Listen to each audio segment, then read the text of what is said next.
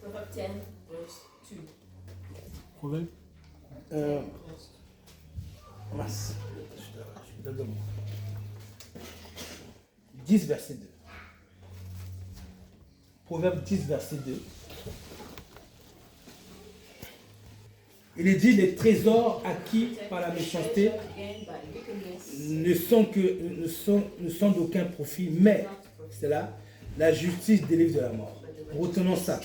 La justice délivre de la mort. La justice délivre de la mort.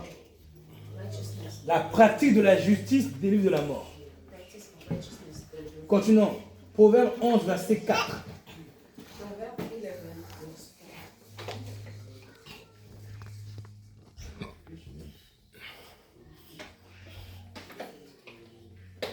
Regardez encore, il est dit,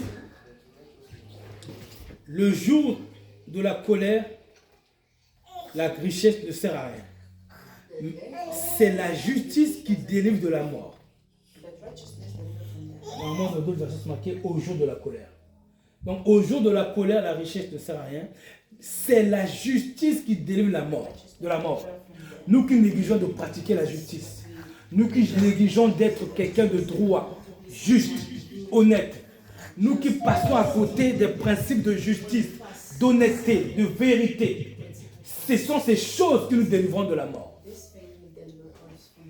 Je donne encore un autre verset. Deuxième verset qui le confirme. Alors, verset 5. Juste en bas. La justice de l'homme intègre rend sa voie droite. Le méchant tombe par sa méchanceté.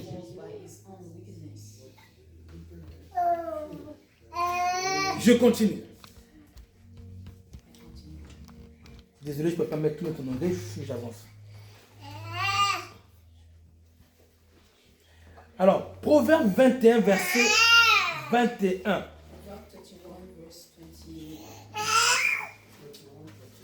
J'essaie d'expliquer quelque chose. Proverbe 21, verset 21. J'espère que... affiche-le en anglais, s'il te plaît.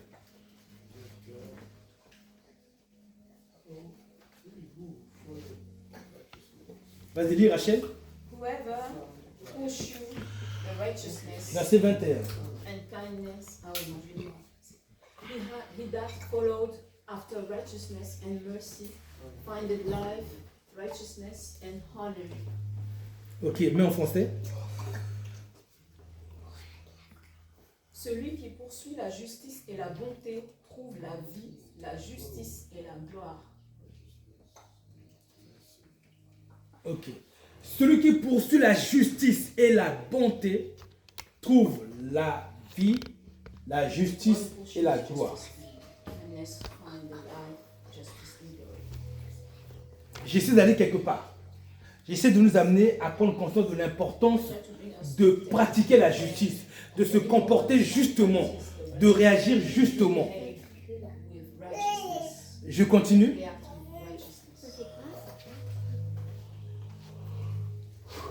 Proverbe 13, verset 6.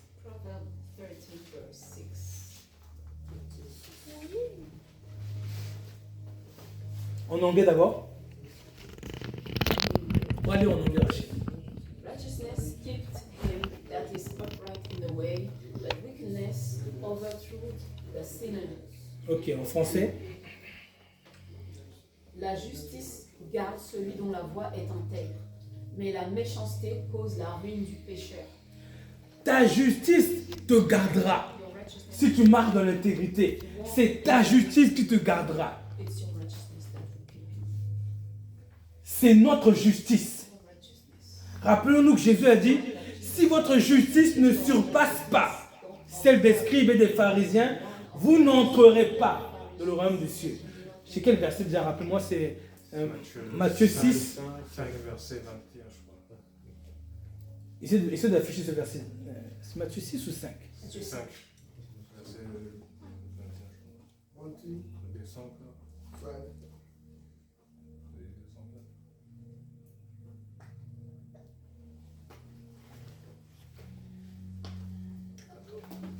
C'est dans Matthieu 5 encore.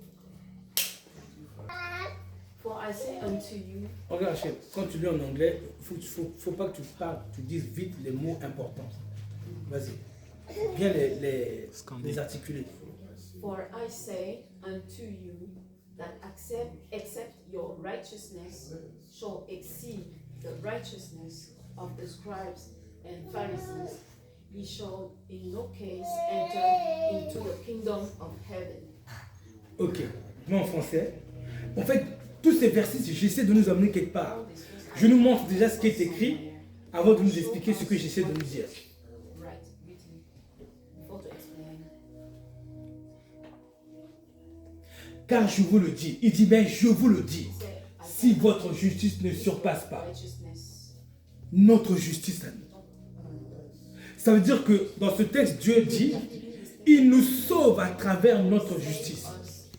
Or, nous savons que quand il dit notre justice, il est en train de dire la grâce de Dieu en nous, en combinaison avec notre obéissance, notre acquisition de cette grâce. Quand il dit notre justice, ce n'est pas notre justice à nous, comme si ce sont nos œuvres, à nous seuls qui nous sauvent.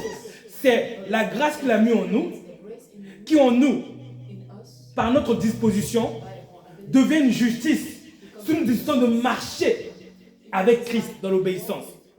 Donc, si votre justice ne surpasse pas, et quand Jésus dit votre justice, Jésus considère qu'il a donné à tous les chrétiens la grâce. Et que maintenant, c'est la justice du chrétien. Cette justice-là, c'est la nôtre. C'est ce qu'on va en faire. Ceux qui rentreront au ciel avec la grâce de Dieu n'ont pas répondu à son appel. Ceux qui ne rentreront pas au ciel avaient reçu la grâce, mais n'ont pas répondu à son appel. Mais ceux qui rentreront avaient reçu la grâce aussi et ont marché selon son appel. Et c'est pour ça que dans Romains 5, il est dit que l'amour de Dieu a été répandu dans nos cœurs par le Saint-Esprit. Donc ici, il dit, si votre justice ne surpasse pas, donc Dieu nous sauvera par notre justice. On va essayer d'expliquer ça un peu plus. Va dans Romains chapitre 1, non, Romains chapitre 8 à partir du verset 1. Donc on dit ici que il n'y a donc maintenant aucune condamnation. J'ai essayé trop vite. Bon, en anglais d'abord, s'il te plaît. Vas-y, Rachel, en anglais. There is therefore no condemnation to them which are in Christ Jesus, C'est who bon. walk not after the flesh, but after the Spirit. Mais en anglais, en français. Il n'y a donc maintenant aucune condamnation pour ceux qui sont en Jésus-Christ. Arrête-toi là. Pour ceux qui sont en Jésus. For those who are Donc, in Jesus Christ. en Jésus, il y a cette grâce, cette capacité qui nous donne l'onction pour pratiquer la justice. Que si nous pratiquons, nous sommes en Jésus. Si nous ne pratiquons pas, nous ne sommes pas en Jésus. Et j'aime bien parce que le texte que tu as lu, en anglais, ils ont précisé une chose qui n'est pas ici. En anglais, ils ont précisé pour ceux qui marchent non selon la chair, mais selon l'esprit. Si vous remarquez bien, ils l'ont dit en anglais. Mais le roman en anglais, ils ont dit bien, we walk not after the flesh, but after the spirit. En anglais, ils l'ont bien précisé. Dans les versions bibliques précisément, ça y était. Mais là, ils ont retiré. Vous voyez? En anglais, c'est mieux. Donc, il n'y a pas de condamnation pour ceux qui sont en Jésus-Christ. Mais cette promesse, c'est pour ceux qui marchent selon l'esprit et non selon la chair. Donc cette promesse, c'est pour ceux qui pratiquent cette justice. Quand Jésus dit, si votre justice ne surpasse pas. Remets-le en anglais. Je vais bien relire le verset. Rachel, relis le verset doucement. Donc on dit quoi? There is therefore no condemnation to them which are in Christ Jesus, Ensuite, who walk not after the flesh, but after the Spirit. très bien. Donc, So, La promesse de la non-condamnation, c'est pour ceux qui marchent selon l'esprit. Ce n'est pas pour le chrétien qui dit je suis chrétien. C'est pour celui qui pratique la justice. Et c'est là où Matthieu 6, 31, je crois qu'il dit, cherchez premièrement la justice. Matthieu 6, 33, vas-y. Cherchez premièrement le royaume et sa justice. Et le reste vous sera donné. You understand me, Fideli? Donc, il dit, but seek. Vas-y, Rachel. But seek ye first the kingdom of God Yes. and his righteousness. Yes. And all these things shall be added unto you. Tout le reste vous sera donné. And the rest will be Mais le chrétien doit d'abord chercher le royaume. La ressemblance à Christ. L'obéissance. La justice. La droiture. L'honnêteté. Et maintenant le reste, c'est-à-dire les papiers, the paper, le travail, les maisons, les mariages seront donnés. marriage will be given. Ça sera donné. Will be given. Mais le chrétien doit d'abord chercher ces choses-là, le royaume. Seek this the kingdom. Où je veux en venir? Je peux mettre en français. What I mean.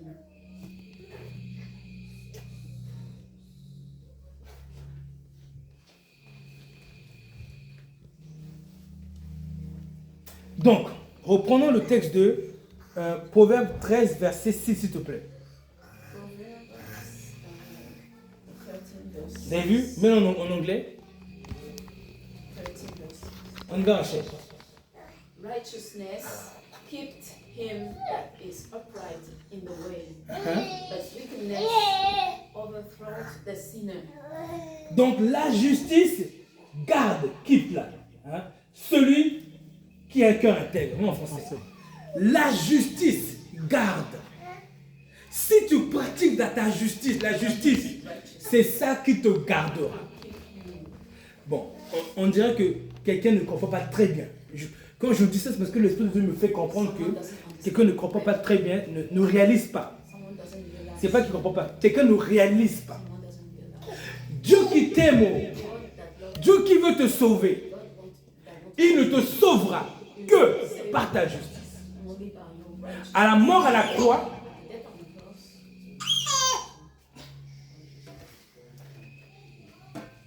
tiens, à la mort à la croix, ça c'est la justice. Il a dit, tiens la justice. Take the righteousness. Maintenant, c'est sa justice. C'est à elle maintenant. Il a donné la justice. Il a donné le Saint-Esprit, la puissance. Maintenant, il dit, c'est ta justice, ton obéissance qui te sauvera. Ce n'est plus lui, le Seigneur, qui sauvera. C'est lui, mais dans la justice qu'il a donnée. Si toutefois nous acceptons de marcher selon les règles et les critères de cette justice, la justice va nous parler. La justice est une science de Dieu en nous. Elle dira, faut pardonner. Elle dira, là, faut te réconcilier. Elle dira, là, faut t'humilier devant tes autorités. Mais elle dira, là, parle en douceur, respectueusement. Sois honnête. Reconnais tes torts. Dis la vérité. Elle dira, là, tu as réagi trop agressif. Change cette façon de faire. Change ton caractère. Change ton comportement. Elle dira ça dans notre tête comme dans une réflexion. Elle va nous dicter la conduite à avoir jour après jour qu'on va marcher. C'est elle là qui sauve. Si nous marchons selon cette justice, c'est notre justice qui nous sauvera. Quand Jésus dit, celui qui obéit, l'obéissance donne la vie éternelle. C'est la justice que chacun a reçue de Dieu qui va pratiquer, qui le sauvera. Ce sont les textes qu'on a vus depuis tout à l'heure qui disent que la justice délivre de la mort. Jusque-là, on me suit, n'est-ce pas? On m'a suivi jusque-là. Gloire à Dieu. Alors voici le cœur de mon message qui est très court du coup au final.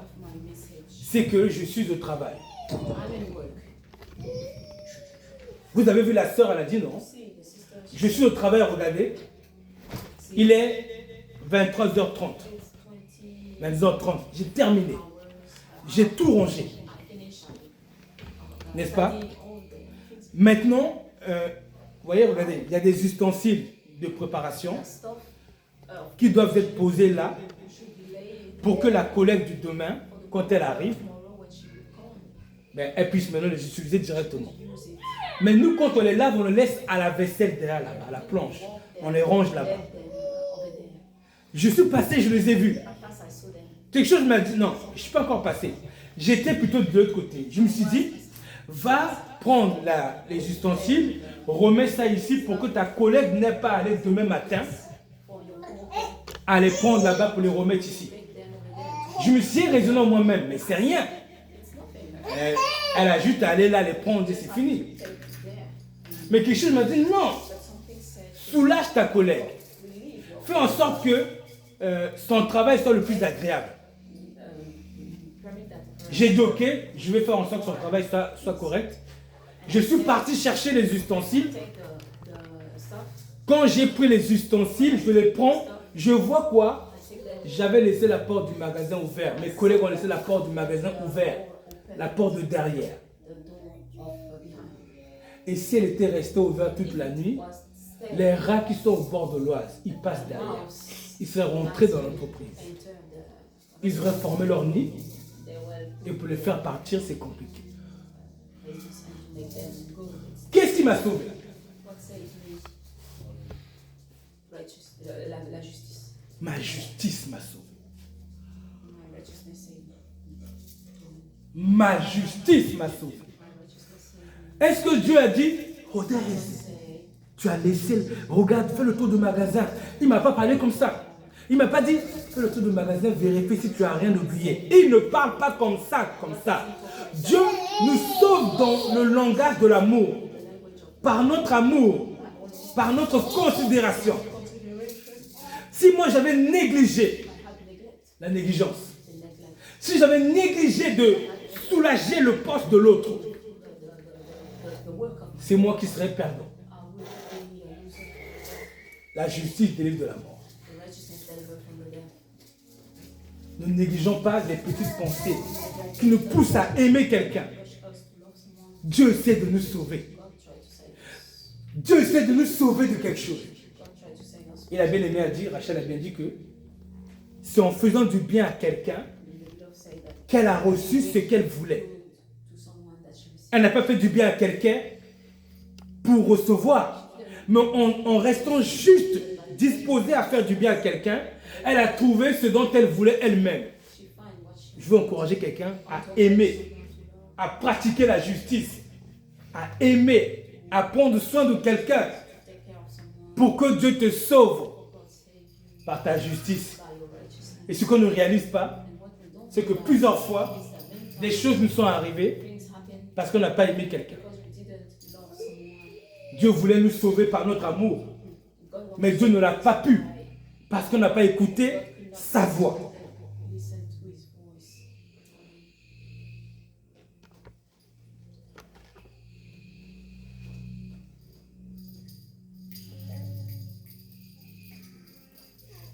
Donc,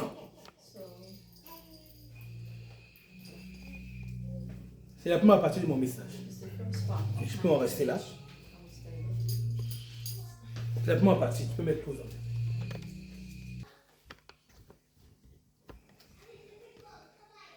Bon. Ok. Voici la question. Ça marche plus? Bon. Gloire à Dieu. C'est pas grave. Pas grave. Voici la question. Voici la remarque. Comment nous allons marcher dans cet amour-là?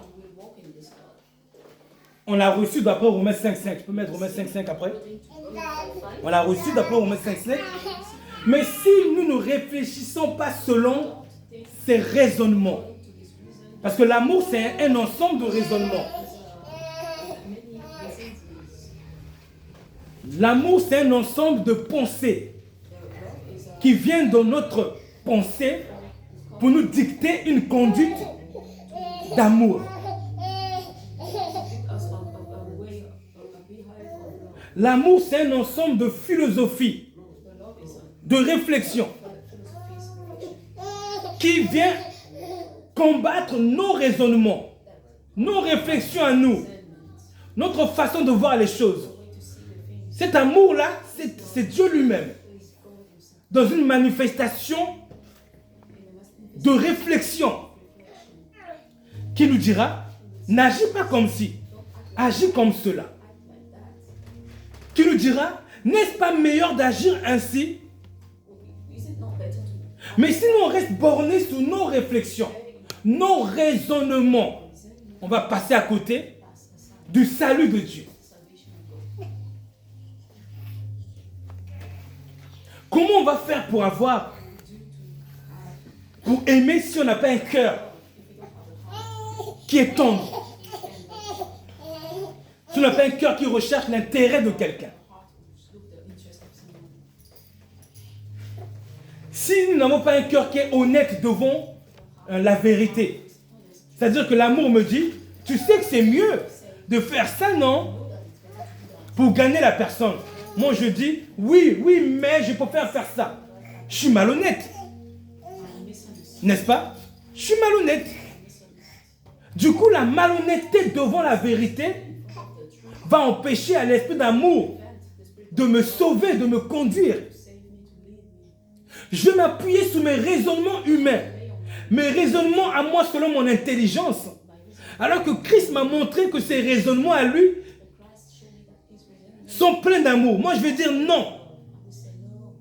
Du coup, Dieu ne me sauve pas parce que je ne me suis pas humilié pour laisser ses raisonnements dicter ma conduite.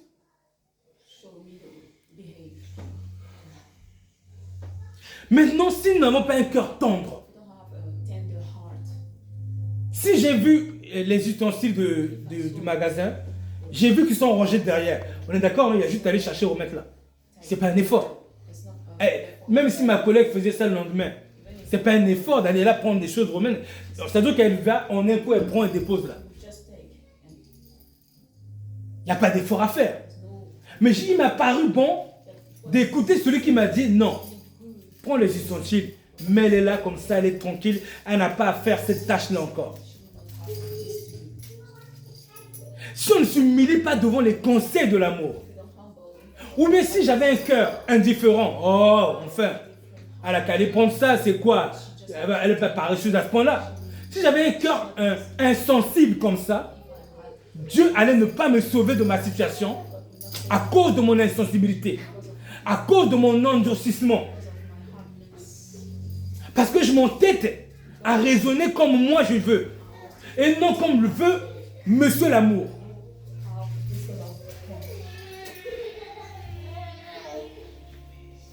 Maintenant, si je n'avais pas un cœur qui me soucie de l'autre, ma collègue,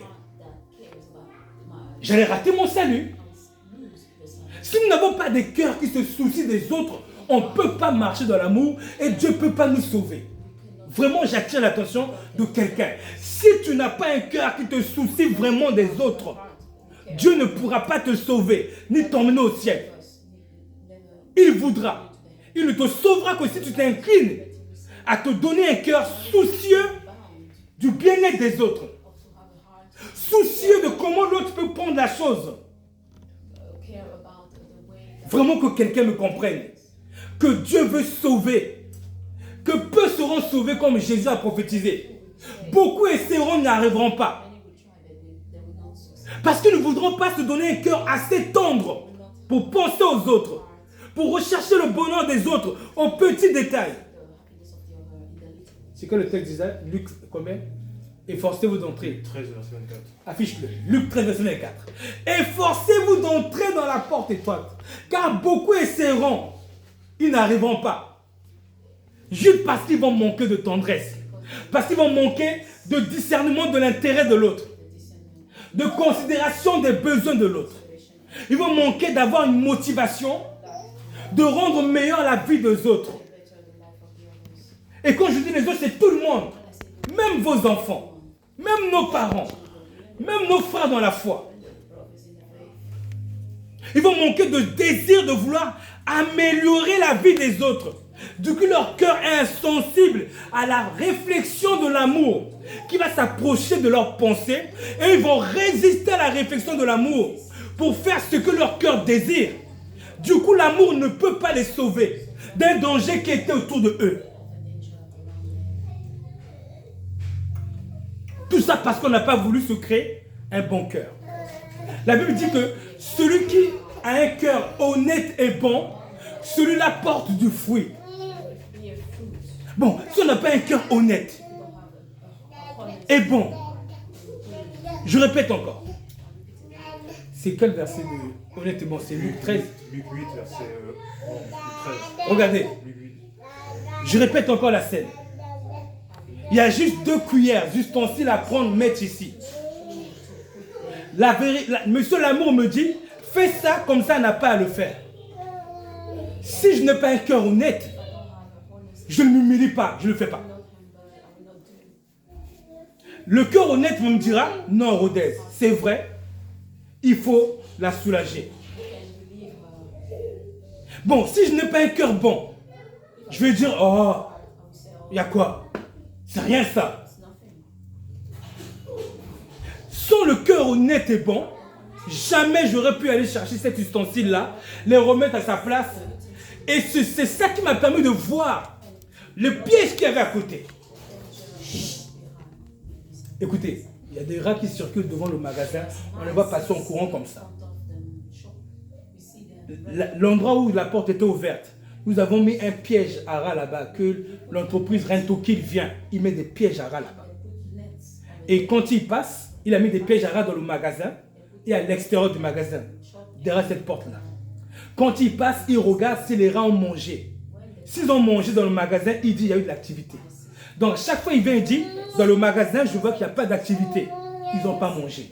Il va derrière la porte, il dit, là je vois qu'il y a de l'activité. Parce que le produit que j'ai mis, ils l'ont mangé. Vous avez vu? À chaque fois qu'il vient, il vient tous les 2 mois. Il dit, là il y a l'activité derrière. Et c'est justement là-bas, j'ai laissé la porte ouverte. Plutôt mes collègues qui ont fait le service, qui ont rangé, ont laissé la porte ouverte. Et moi, en partant, je n'ai pas pensé à faire le tour du magasin.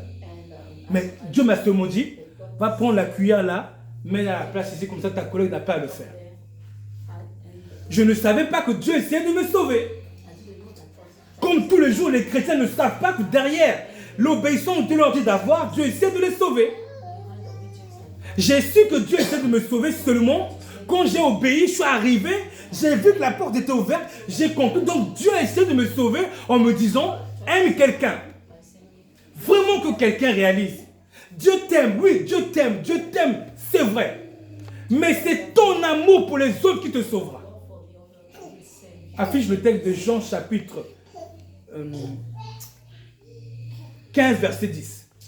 C'est ton amour pour les autres qui te sauvera. C'est ton amour pour les autres qui te gardera en Christ. Il dit quoi ici? Si vous gardez mes commandements, vous demeurerez dans mon amour. Si nous obéissons au commandement de l'amour pour notre prochain, nous resterons dans les bras d'amour du Père qui va nous envelopper. Comme moi, je suis resté dans les bras du Père qui m'a gardé d'un danger potentiel en utilisant mon amour pour l'autre. Et Jésus dit, de même moi-même Jésus, j'ai gardé les commandements de mon Père et je demeure dans son amour. Et il n'y a personne qui demeurera dans l'amour du Père sans obéissance, sans amour du prochain. Il n'y a personne qui sera sauvé, qui rentrera au ciel sans amour pour Dieu et pour son prochain. Ça n'existe pas. C'est pour ça que Jésus a dit, efforcez-vous d'entrer. Faites l'effort d'aimer quelqu'un. Faites l'effort de faire du bien à quelqu'un. Faites l'effort de rendre meilleure la vie de quelqu'un. Participez à l'élévation, à la restauration de la vie de quelqu'un. On ne le fait pas parce que on sait qu'on sera sauvé par ça. Ce n'est pas une bonne motivation. On va finir par se décourager vite. Mais on le fait seulement par un cœur pur, parce qu'on aime les gens, on veut voir les gens heureux, on veut amener leur vie à la perfection. Autrement dit, en allant chercher les ustensiles pour ma collègue, je me suis fait son serviteur. Il y a juste à prendre le truc là et déposer là-bas. Il y a juste ça à faire. Donc je n'étais pas obligé de le faire. Mais je me suis fait son serviteur. C'est pas comme si j'avais oublié la vaisselle à faire. Non. Juste prendre ça, ranger là-bas. C'est se faire le serviteur de l'autre. Autrement dit, si nous ne nous faisons pas les serviteurs les uns les autres, Dieu ne peut pas nous sauver. Si tu ne veux pas être le serviteur, la servante de quelqu'un, pour rendre sa vie meilleure, pour soulager sa peine, pour laver ses pieds, pour perfectionner sa vie, Dieu ne peut pas nous sauver, même s'il veut. Que quelqu'un comprenne. Que quelqu'un comprenne. Que si je n'avais pas l'esprit du service de ma collègue, je ne serais pas sauvé.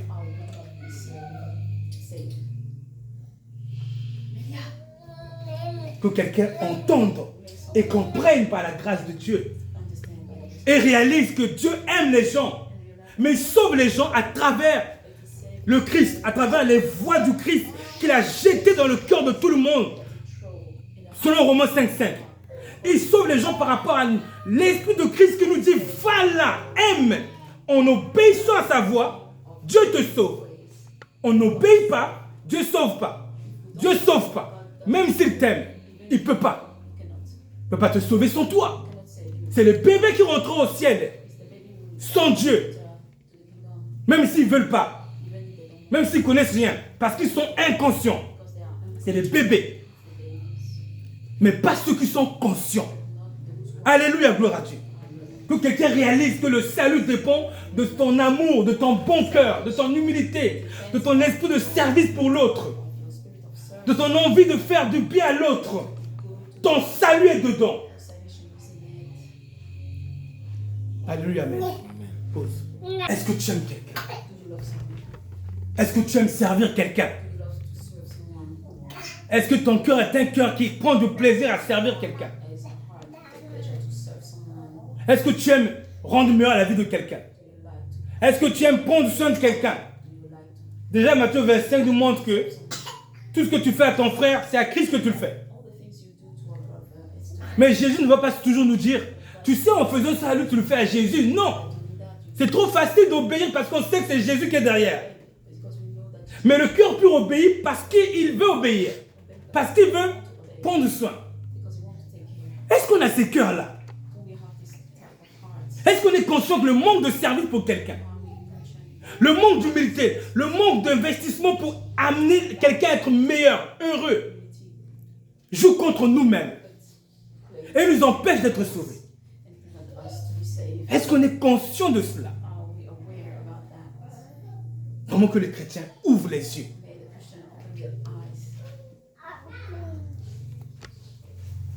Amen. Va prier et cherche un cœur bon. Va prier, cherche un cœur honnête qui est honnête. Oui, ce qu'on m'a montré là, c'est vrai qu'il vaut mieux. J'aille chercher les ustensiles pour le remettre, ça sera l'aider. Sois honnête. Aie le cœur humble pour t'humilier devant les enseignements, les réflexions, les raisonnements de Monsieur l'amour. Sois humble devant les réflexions de l'amour. Aie le cœur bon qui cherche à ce que les autres soient bien. Sois honnête. Sois humble. C'est seulement la combinaison de tout cela qui fera que nous pourrons être sauvés par le Christ. Sans toute cette combinaison, on serait insensible aux réflexions de Monsieur l'amour. Je nous exhorte vraiment à réécouter ce message. Parce que le dimanche en direct, ça rentre pas, bien ça rentre qu'à 30-40%, je vous dis la vérité. Réécoutez le message. Chacun pour son âme, pour son salut. Amen. Tous les chrétiens qui se perdront, c'est pas parce que nous aimons qu'on sera sauvés. Il a déjà fait l'action du salut. Il nous a donné l'amour dans le cœur. Si on ne marche pas dans ses traces, bien qu'il nous aime, il ne sauvera pas. Parce que son salut dépend maintenant de nous. Notre obéissance, notre humilité, notre soumission, notre sens du service, notre révérence, notre honnêteté, notre humilité devant la vérité, humilité devant les réflexions de l'amour, les raisonnements de l'amour en nous. C'est ça qui va nous sauver. Il faut prier Dieu pour que Dieu renouvelle notre amour les uns pour les autres, notre humilité, notre sens de service. notre honnêteté, our honesty, afin d'avoir davantage d'onction pour pratiquer l'amour more anointing et se sauver par son obéissance. save us by obedience. Ouh, son nom c'est l'amour. Ouh, ouh, son nom c'est l'amour. Ouh.